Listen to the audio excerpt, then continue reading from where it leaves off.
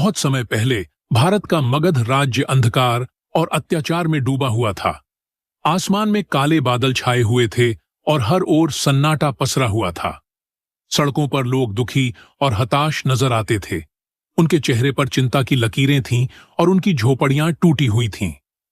पूरे वातावरण में एक गहरी उदासी और निराशा का माहौल था।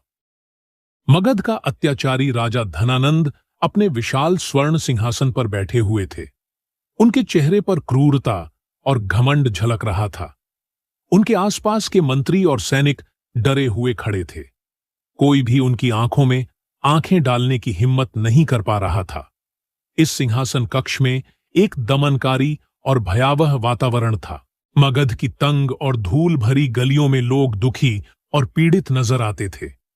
टूटी झोपड़ियों के बाहर कुछ लोग निराशा से बैठे थे, तो कुछ दूर क्षितिज की ओर इस उम्मीद से देख रहे थे कि शायद कोई बदलाव आए।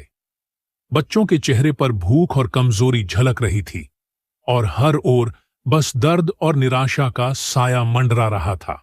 गांव के लोग एक कोने में चुपचाप इकट्ठा हुए, उदासी के साथ साथ एक उम्मीद की किरण के साथ आसमान की ओर देख रहे थे। कुछ बुजुर्ग हाथ जोड़कर प्रार्थना कर रहे थे और नौजवान दूर क्षितिज की ओर देख रहे थे, मानो किसी उद्धारकर्ता की प्रतीक्षा कर रहे हों। पूरे वातावरण में एक मौन प्रार्थना और मुक्ति की गहरी आकांक्षा भरी हुई थी। जब ब्राह्मण क्षणक देखता है कि मगध की सड़कों पर बहुत सारे भूखे लोग हैं जो भीख मांगते हैं और कहते हैं, हमें बचा लो, यह सब राजा धनानंद के कारण हुआ है, तो उसका मन यह देखकर उदास हो जाता है।